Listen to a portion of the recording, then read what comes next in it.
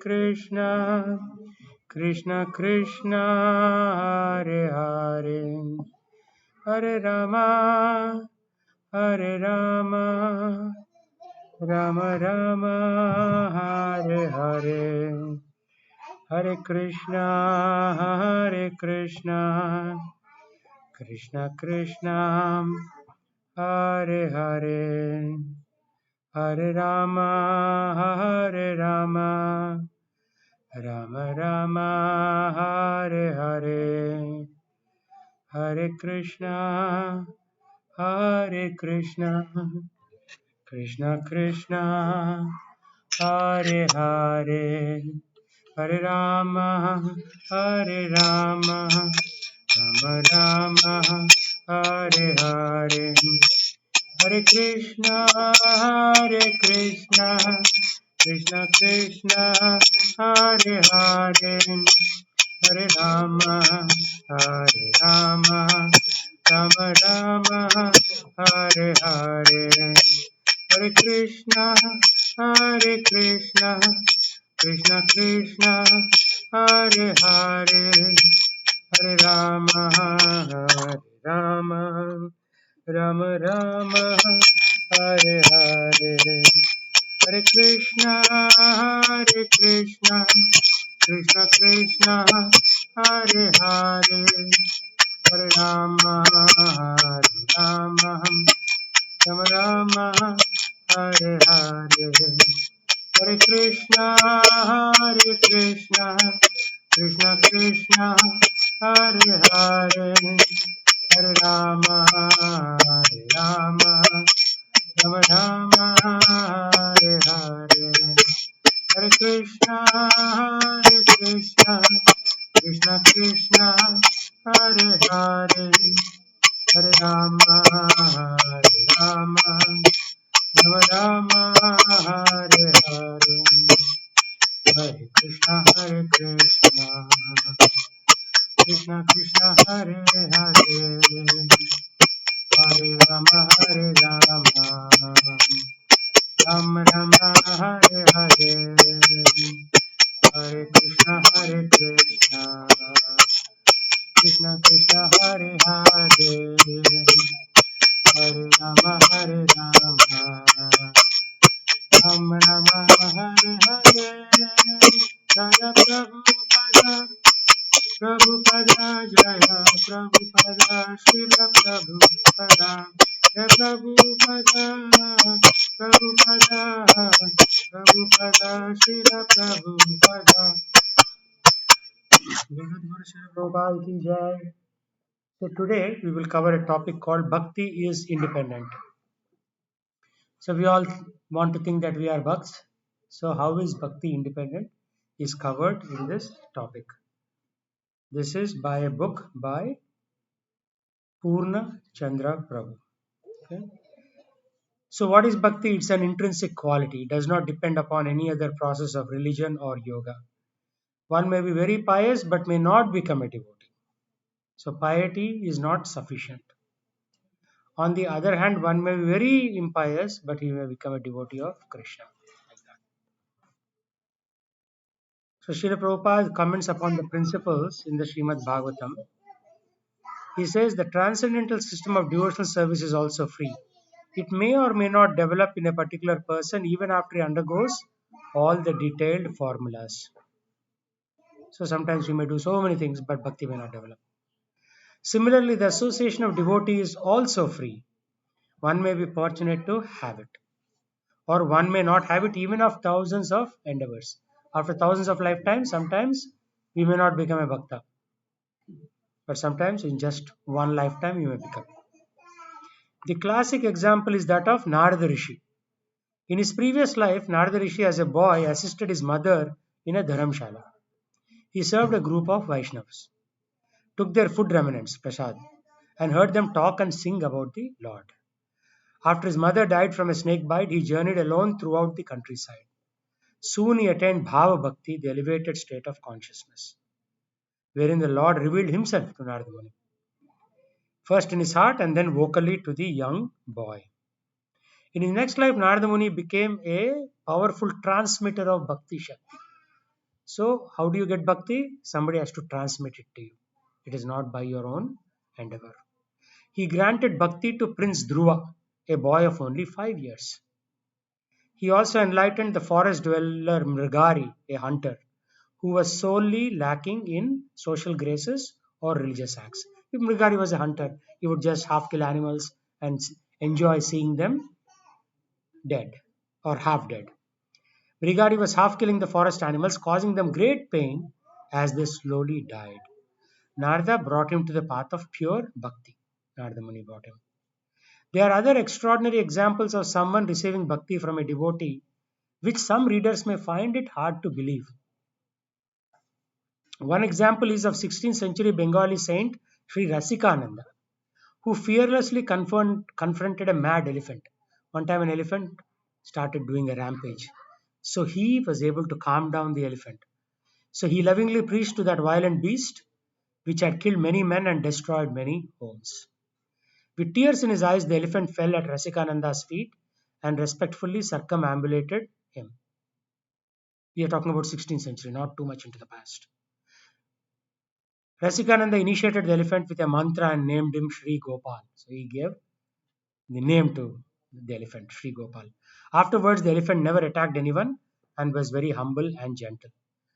Thus, bhakti is often transmitted in the traditional way, although sometimes extraordinarily so, as are other Vedic processes of self realization like Jnana Yoga or Ashtanga Yoga. This supports the above quoted verse, which states that one is not capable of affecting his own self realization. So I may try to be self realized, but it's not possible. Somebody has to give it to me. Some acharya, some guru has to give that to us. And that is why Srila Prabhupada is very important, because he came to America and he started giving this Bhakti Lata Beach to everyone. However, Bhakti is supra transcendental, so much that it may even transcend the usual transcendental means of transmission. Srila Jiva Goswami presents a few examples in his Bhakti Sandarbha. Bhakti Sandarbha is a very advanced book which talks about how bhakti is generated in the human being. There he states that devotional service to is Lord's potency and is self-manifest. So this seva, devotional service, is self-manifest. It comes in the heart. How does it come? To confirm this, he quotes the following words from Srimad Bhagavatam. Even though in the body of a deer, Maharaj Bharat did not forget the Supreme Personality of Godhead. Therefore, when he was giving up the body of a deer, he loudly uttered the following prayer. The Supreme Personality of Godhead is sacrifice personified. He gives the results of ritualistic activity. He is the protector of religious systems, the personification of mystic yoga, the source of all knowledge, the controller of the entire creation, and the super soul in every living entity. He is beautiful and attractive. I am quitting this body, offering obeisances unto him, and hoping that I may perpetually engage in his transcendental loving service. So Maharaj Bharat was a king. He became a saint by going into the forest, but he got attached to a deer, and as he was thinking about the deer and dying, he becomes a deer in his next life. So that's why whatever we think at the time of death is very important. Krishna says in Bhagavad Gita, if you think of me, you'll come to me. But if you think of anything else, you'll go somewhere else. So if somebody is too attached to their property, it is said that in the next life they may be born as a rat or something in the same property. So we have to be super careful in how we approach life and how we approach death also. So once he became a deer, he did not forget the Lord. So he was basically glorifying the Lord in the body of a deer. So he was a deer, but the soul is the same, right? So the soul was glorifying the Supreme Personality, Krishna. Even though Bharata was in the body of a deer, at the time of death, he was able to speak this eloquent prayer. A jnani or a yogi could not do so. If they failed in their practice and took birth as an animal, they would not be able to perform their practice as they had in the previous life. Right? So suppose we become an animal. Can we come to the temple here in Savamish? No, animals won't be allowed. So we'll miss out that chance. So we have to use our human form of life and continue that life after life in service of the Lord, like that. Maharaj Indradyumna in his next life as elephant Gajendra offered prayers to the Lord. So this happened not only for the soul in the body of a deer, but also for the soul in the body of an elephant, Gajendra. In the Bhakti Sandarbha, Sri Jira Goswami also describes how bhakti is transmitted through accidental occurrences and how even a dim reflection of bhakti destroys all sins and brings one to Vishnu Loka. So, Bhakti Sandarbha. He offers an example from the Narada Purana. Two intoxicated drunkards once waved sticks that are rag-tied and danced in the old abandoned temple of the Lord. These drunkards attained the result of raising a flag of the Lord's temple. They returned to the Lord's transcendental abode. So they were basically drunk. They just put some cloth onto a stick and they started dancing in an old temple, not even a regularly functioning temple. But still, they got the benefit of pursuing bhakti. So, bhakti is transmitted either through a intentional way or even through sometimes accidental way. This was an accidental way. Similarly, a bird that had been killed by the hunter was taken up in the mouth of a dog. When the dog ran around in the temple, the bird attained the result of circumambulating Lord's temple. So the bird got the punya of basically going around Lord's temple. And as a result, it also got mukti. So it also returned to the Lord's abode. The Narsimha Purana says that in his previous birth, Prahlad Maharaj had an argument with a prostitute on the holy day of Narsimha Chaturdasi. Arguing with her all day and night, he neither ate nor slept, and because he accidentally fasted and kept all night vigil, like Jagaran, he became a great devotee of the Lord.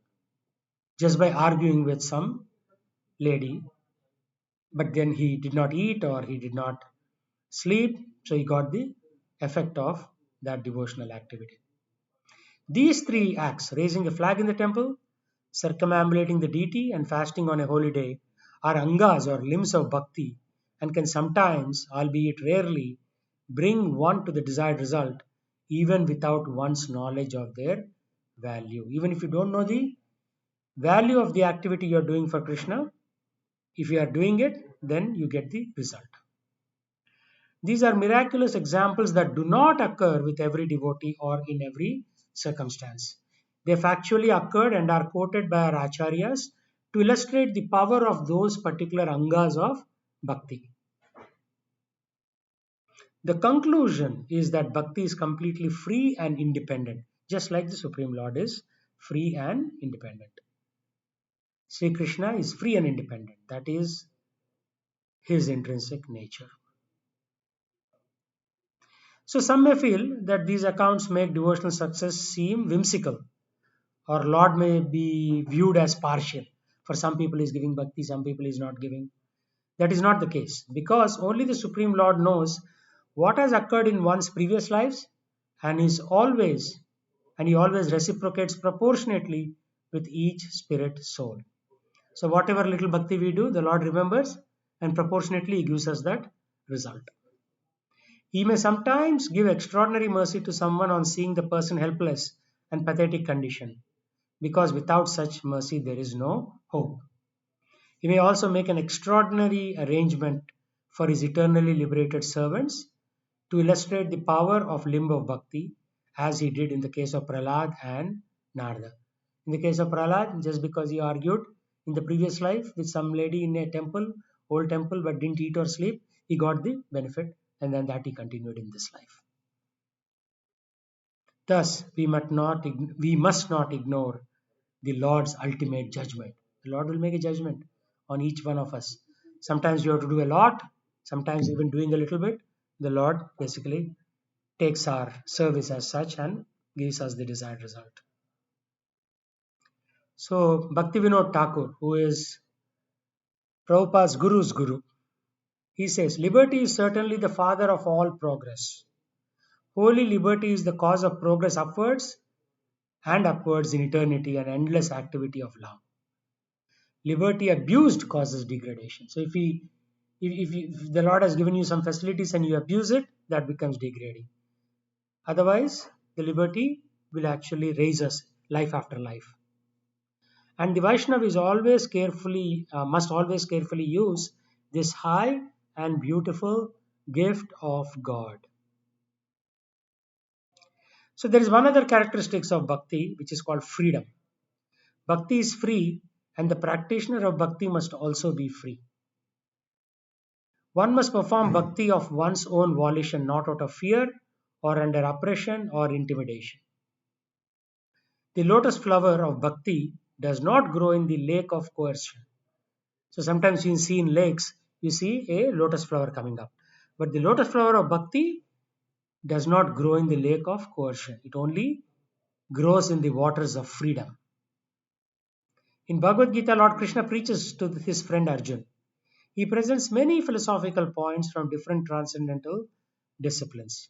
His arguments are very strong and convincing. Krishna's arguments are very strong and convincing. However, after everything is said, Krishna gives freedom to Arjuna and says, okay, you do what is suited for your particular lifestyle. He doesn't demand or he doesn't expect something from Arjuna. However, after everything is said, Krishna gives freedom to Arjuna, freedom of choice, so that bhakti may take birth in his heart. Krishna knows this is necessary. Thus he speaks the following verse.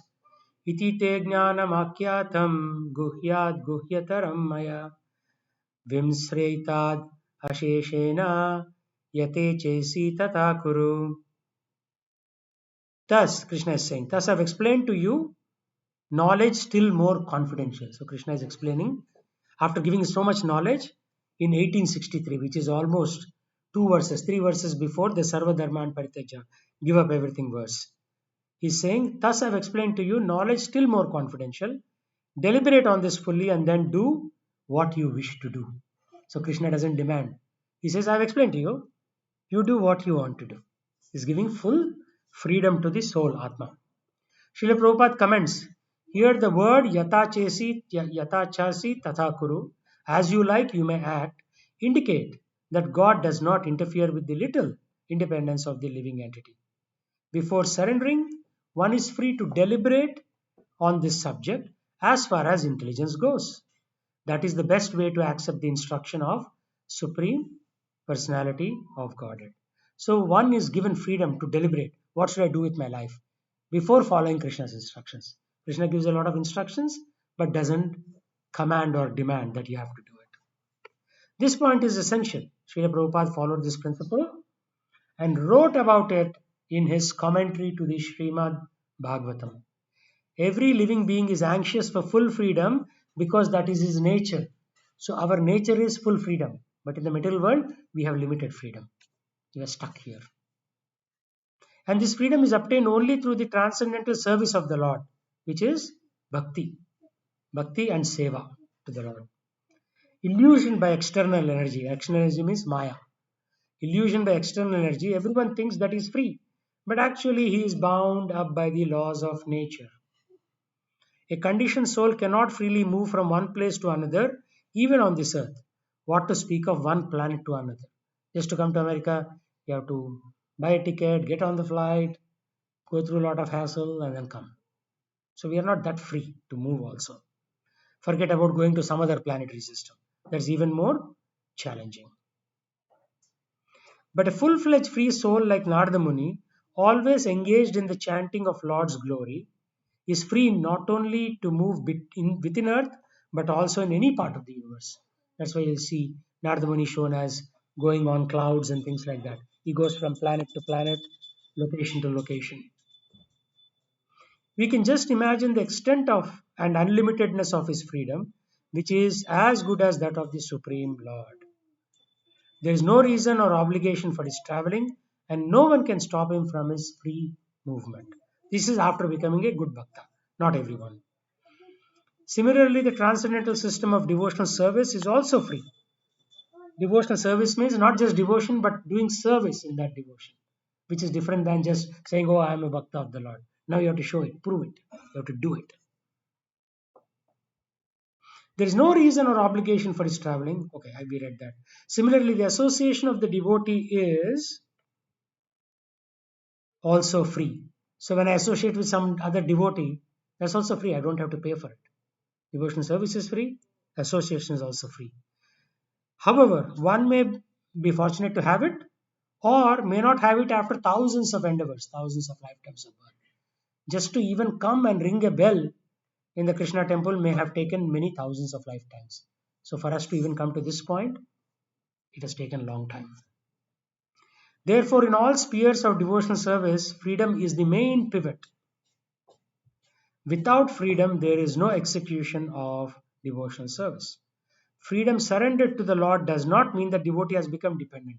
So when Krishna says 1866, Sarva Dharman Parityaja, like give up everything and surrender to me, Mamekam Sharanam Vraja, like that, doesn't mean that now we have become fully dependent. You still have to do your independent activities in the service of the Lord. It's not like now I've surrendered, now you run the show. No. You still have to perform activity in devotion, loving devotion. It is interesting to note that Krishna uses the word free or freedom in almost every sentence. Every sentence. Again, Srimad Bhagavatam, Srila Prabhupada comments, in transcendental loving service, the servitor is as free as the Lord. The Lord is Swarat or fully independent. Servant is also fully independent. We are servants of the Lord. How do we know? Jivera Swarupa Hoy, Krishnera Nityadas. So, a Jiva, like us, Jivatma, is always a servant for the Lord. We try to become a master, and that's when we get into all these problems, work problems, financial problems, house problems, so many problems, visa problems, because we are trying to be independent. So servant, we the jiva, individual living entity, is also free as the Lord, but we still have to serve in that relationship. It is logical and natural that bhakti requires freedom, since bhakti means loving devotional service, and love requires freedom. You cannot put a gun to somebody's head and say, okay, love me. Love means freedom. Same thing, Krishna is not demanding. He's saying, if you do this, it will be good. At that point, the soul, us, individual jivas, have to think in that consciousness and work on it. If there is some external force to love, then it cannot be called love. Love must spring forth from the heart without any extraneous cause or ulterior motive. So, love means there is no other motive. Oh, if I love this person is rich, therefore I'll have more money. That is ulterior motive. Although there will always be an impetus to love, such as one's attraction to the beloved's beauty, or kindness, or wit, or power, or humor, artful talents, selflessness, tenderness, there should be no ulterior selfish motive. Then it is called love. Otherwise, it's more a calculation. It's a business. It's not love. To give a crude example, if a criminal points a pistol at you and demands that you love him, he may get you to utter the words, I love you. You may say, oh, I love you just because he put a gun on you. But what is the value of those words? Do you have really love for that person? That's the thing. One may say that only a maniac would act in such a way, but such behavior appears daily in subtle ways within many apparently sane persons. So, so called civilized and sane people will also use these words, but it is always under some kind of pressure. Whenever there is fear, group pressure, alienation, psychological intimidation, or any other material motivating factor, a similar phenomenon is effect. So somebody due to psychological manipulation, you may say, okay, okay, I love you. But it has no meaning.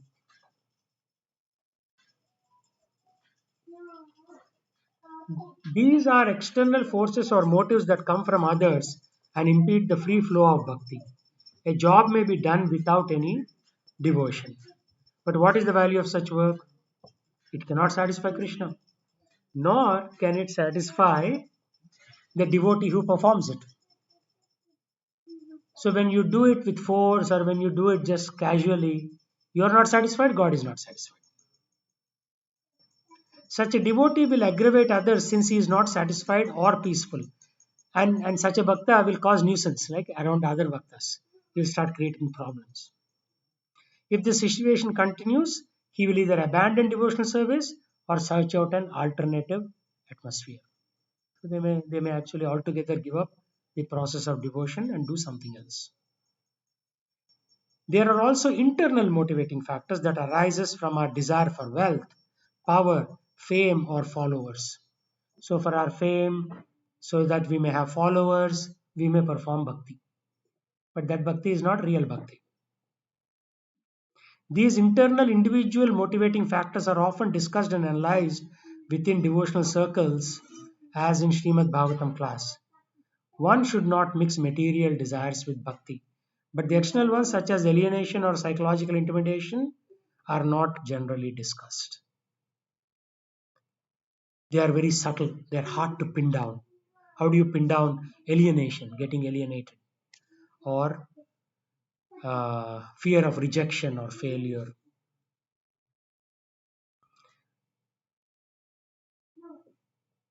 Fear comes into play, fear of alienation, fear of rejection of failure, fear of losing benefits or a post within an organization.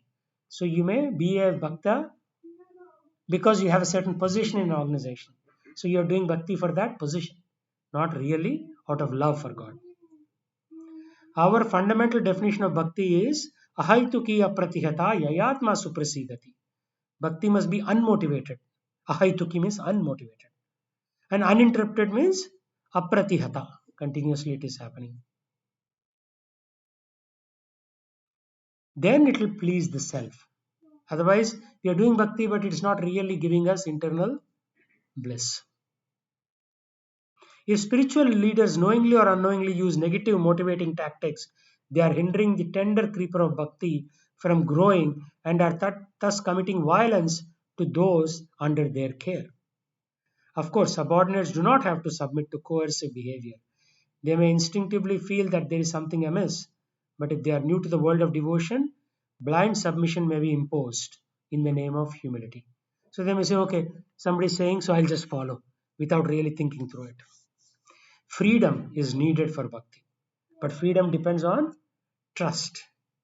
You do not allow someone to exercise their freedom if you don't trust them. No freedom without trust. Of course, full trust must be earned, but in the beginning, the leaders must invest some trust in the followers to get the process moving.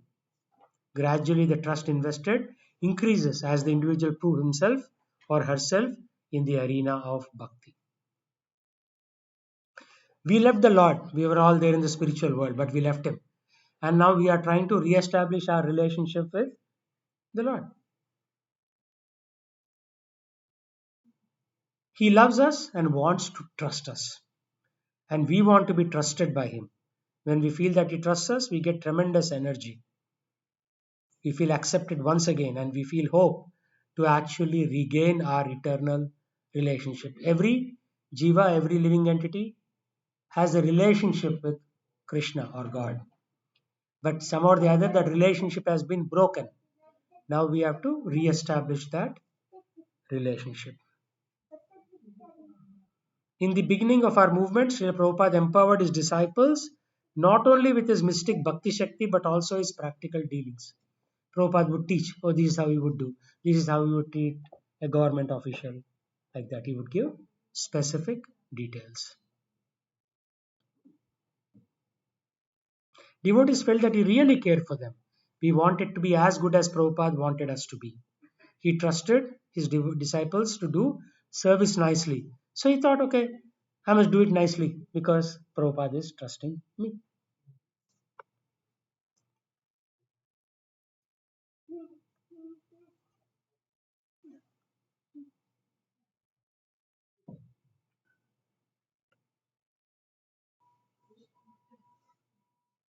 In Chaupati, Radhana Swami insisted on very high standards for Brahmachari ashram. He also developed various committees within the community care of the spiritual and material needs. The committees cover health, housing, employment, marriage, vocational guidance, financial assistance, and spiritual counselors. So he built this whole system. Bhakti Tirtha Swami developed his community in a different way. So there are two different case studies being given here. This is like an Afro-American Vaishnava. So he often wore African robes and he lived and preached in Africa. In America, he preached in the New Age or Christian jargon. So you would use Christian terms, New Age jargons. Both of these devotees began their own styles of preaching while they were temporarily outside of ISKCON. When they were later invited to return to ISKCON and were appreciated for their successes, someone might ask the following questions. Would they have had enough freedom to develop their projects had they been within ISKCON at that time? They left, did some innovation, and again came back.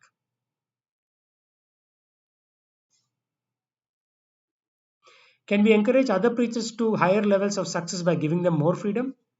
Do we have preachers who are stifled by lack of freedom? So it's a question about freedom. How much freedom is necessary in preaching?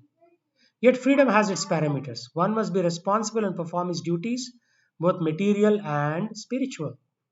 And everyone has some distasteful duties. Performing them without considering one's own pleasure purifies the heart of deeply ingrained selfishness and passion. So we all have selfishness, passion in our heart. So what are we doing? We are purifying that by performing certain duties, even if they are distasteful, means even if you don't like them. Such discipline is an important aspect of our spiritual progress and cannot be whimsically discarded. You cannot just say, I don't like this seva, therefore I won't do it. You still have to do it. One initially accepts these duties and principles of one's own volition and continues to carry them out freely by one's own choice. Bhakti Tirtha Swami writes about this dichotomy in his book Spiritual Warrior. Healthy, constructive boundaries allow people enough room to grow and serve God in their own individual ways without interference. At the same time, effective boundaries recognize the importance of spiritual guidelines to help society develop in alignment with divine principles. So there have to be some boundaries, but at the same time, you have to understand the principles around which those boundaries are being established. A wise leader treads a fine line, neither violating the rights of others nor allowing anarchy. Anarchy means everybody is doing their own thing. Nobody is listening to anybody else in the temple like that. Later in the same book, he writes to be effective, laws must not repress our energies or constrict us unnaturally. Instead, they should protect us, inspire creativity, and enhance our sense of well being. It is clear that the laws and duties must exist even within a family. What to speak of within an organization. But if there is an inordinate emphasis on them, it indicates insecurity and lack of love and trust. This undue emphasis hinders creativity and growth. So you cannot, even with your kids, you cannot artificially subdue them. Because then with that lack of trust, they'll feel turned off. Some may feel we need strong laws to protect the innocent from ill-motivated persons. That is true, but those laws should not hinder the freedom of well-motivated people. So instead of trying to create a law for something strange or corner case happening, now you are restricting the vast majority of the devotees. Srila Prabhupada also spoke about freedom. So how they are not anyabhilasita shunyam? These people have desires. Normally, if we say that devotee should not have other desires other than serving the Lord, but they have other desires. How is that so? How can they be devotee? Because devotee is pure, akamaha. The recommendation is also there for demigods. There is freedom. The Shastra is giving you all freedom. If you like, you do this. But ultimately, he gives the instruction Jnana Yoga, Dhyana Yoga, Karma Yoga. But he end, he says Sarva Dharman Parityaja, give up everything, Mamekam Sharanam Vraja. You give up all this nonsense and simply surrender unto me. That is the ultimate instruction. So that means Shastra gives you freedom at the same time, it gives you a chance to change and fix yourself. Just like we are free and the state laws are there, we are free to violate it or abide by it. But there is freedom, small freedom, so we can make our choice. Our freedom is certainly minute because we are finite spiritual souls, far different from Supreme Lord. Still, freedom must exist within a devotional society. We cannot, therefore, however, create our own path of religion nor can we deviate from the standard practice within the Saraswata Gaudiya tradition, particularly given by our founder Acharya Srila Prabhupada. These are our parameters. So we have these parameters to go back to Godhead.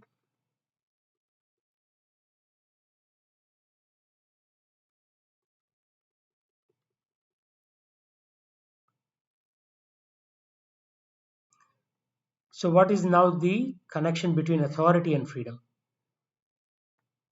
Bhakti requires freedom. A local devotee told how once, in his earlier years, he was pushed by authority to perform book distribution, although he did not really want to do it. Book distribution is very important, but at the same time, some individual devotees may not like it. He said this was the happiest time in his life. He wanted to know how he could have experienced such happiness, although he was pushed into it, seemingly without freedom. So, freedom was not given to him at that point. Go distribute books. So then this author asked him, did you have a good relationship with that leader? Yes, he replied. Did you feel he was acting in your best interest? Yes. So you responded to his push because he pushed you with care and love. Yes. When someone pushes you with real concern for your welfare, he is not using coercion or fear, but another force called love. So he's pushing somebody to do a seva with love, not through coercion. Srila Prabhupada mentioned this principle in a class he delivered in Bombay, April 1976. The brahmachari, the disciple, must have genuine love for the Guru. Then he can be under his control. Otherwise, why should someone be under the control of another person? This can be possible when one is thickly related with the Guru.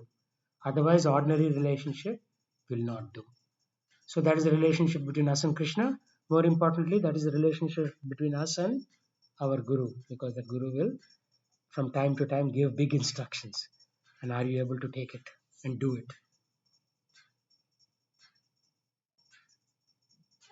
Srila Prabhupada and some of his disciples were once on a train. When the train was sitting in the station in Delhi, Prabhupada directed some disciples, headed by Guru Dasa, to get off the train and start a temple somewhere in the city. They were in a train. He says, okay, now you get off in the station and now you start this process of starting a temple. This happened on the spot without any previous notice. The disciples happily and lovingly took up the challenge. Srila Prabhupada explained a similar principle in correcting others. When a potter who shapes the metal pot sees a village woman in India carry on the head, with the right hand the potter wields the hammer like this. Tuck, tuck, tuck, tuck. With the left hand, he kept in the potter supports so the pot doesn't crack. It's going around, right? So it's like with the left hand, he's guiding it, right hand, he is hammering it. Not hammering, but basically forming it to shape. The right hand is compared to correction or rebuking. So the Guru has to correct the disciple from time to time.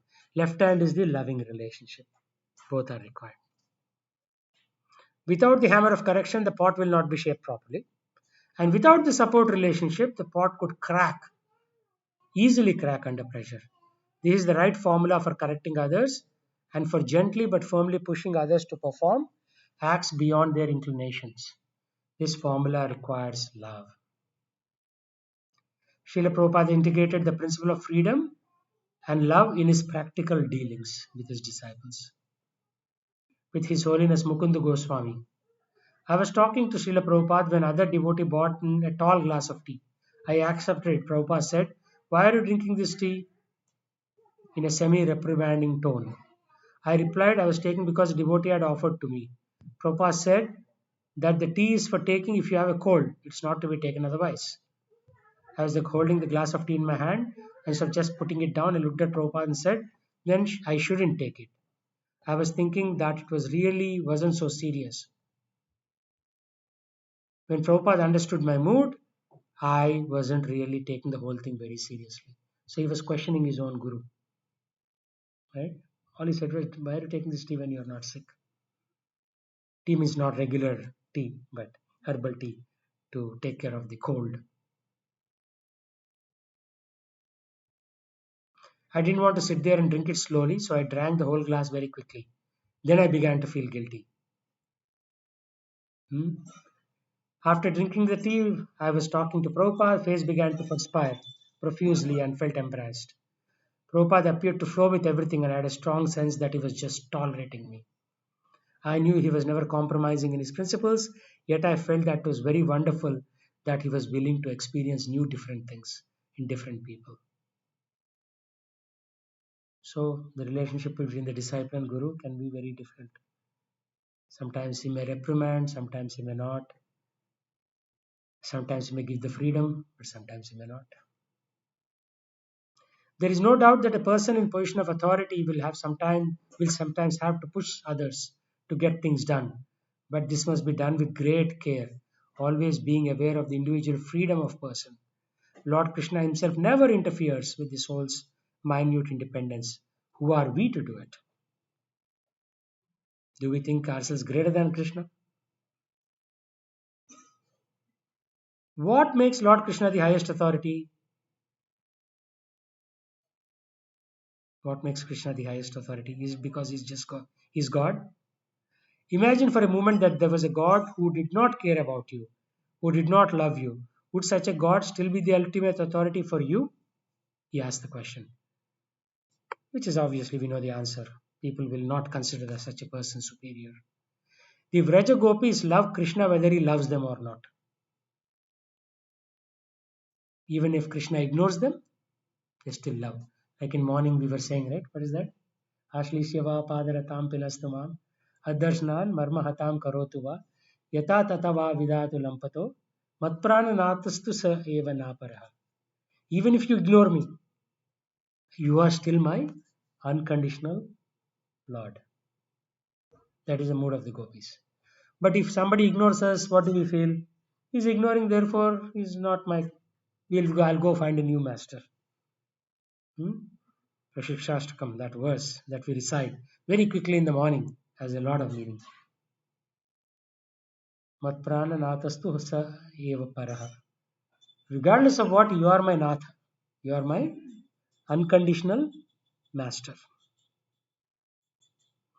The point is that the word authority not only indicates a position but also means that love is present. To be true authorities, parents must love their children. Otherwise, kids will not treat them as authorities. To get proper response, a teacher must love his students. To help his disciples, a guru must love the disciples. A king must love his subjects. An husband must love his wife for her to accept his authority. Right? We agree with this point? Freedom and love accelerate and amplify devotional enthusiasm. So there's freedom we talked about, like within the boundaries, you should have some freedom. And love, we talked about it, right? Without the love, a teacher will not have influence, a parent will not have influence, a guru will not have influence, a husband will not have influence. So all these things are necessary. So freedom and love are godly, uplifting, and energizing forces. Therefore, whenever and wherever possible, pull instead of push. Right? So we have in supply chain management, push and pull. So he's saying in the case of freedom and love, it is better to pull instead of pushing somebody. Always supply devotees under your care with choice, with freedom. Let them consider what they would like to do. Your work will be much easier if your service arena is filled with persons who are rightly placed and satisfied. Trust that they will make the right choice. If they make the wrong one, they will learn from it and they will always remember and appreciate how you gave them freedom. Of course, this is more for the temple leadership, but that applies at every level because some new person may come. You can apply the pull versus push philosophy and show the love and give them some freedoms within the bounds so that they are able to execute their activities. Srila Prabhupada writes, our leaders shall be careful not to kill the spirit of enthusiastic service, which is individual and spontaneous and voluntary. Service is voluntary, right? Nobody is getting paid for it. It is spontaneous. So sometimes people will say, oh, okay, Prabhu, what can I do for you? Let me wash these dishes or whatever, clean the floor. They should always try to generate some atmosphere of fresh challenge to devotees so that they will agree enthusiastically to rise it and meet it. That is the art of management, to draw out spontaneous loving spirit of sacrificing some energy for Krishna. So you are sacrificing some energy for Krishna, and why would you do that if there is no love?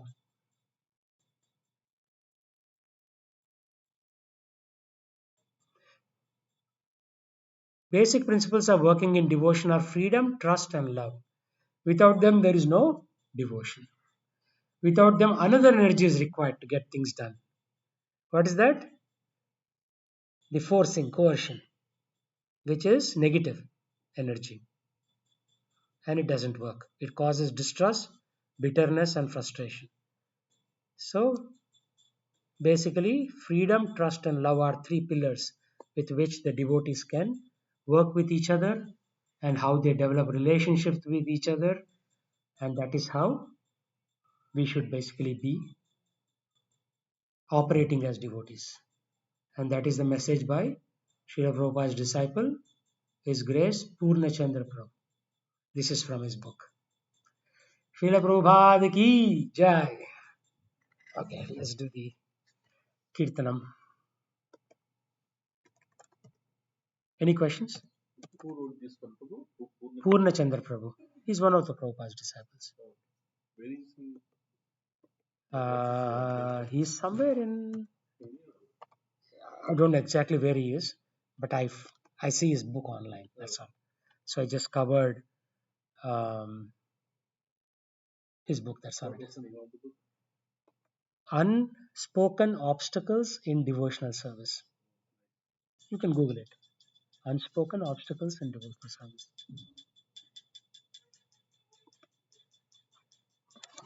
Okay, let's sing before the arti is finished.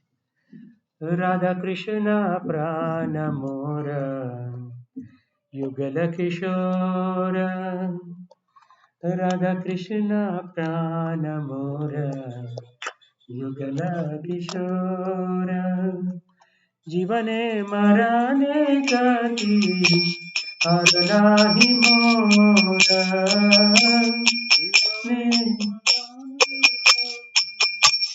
Arnahi Mora Kalindira Kule Keli Kadambera Mana Kalindira Kule Keli Kadambera Mana Ratana Vedira Para Sabo Tujana Ratana Vedira Para Sabo Tujana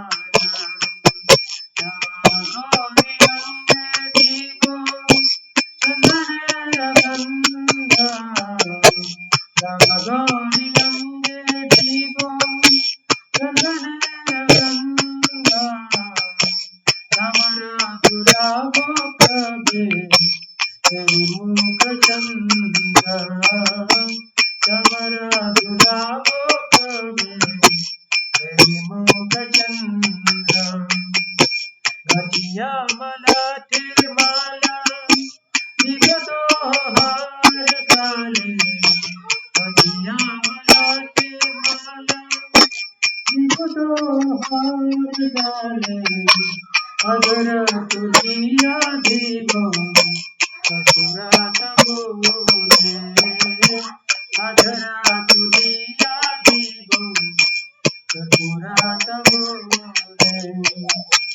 Lalita Vishakadi Jata Saki Brinda Lalita Vishakadi Jata Saki Brinda Agnaya Puri Boseva Charanar Vinda Agnaya Puri Boseva Charanar Vinda Sri Krishna Chaitanya Prabhu Rasanudasa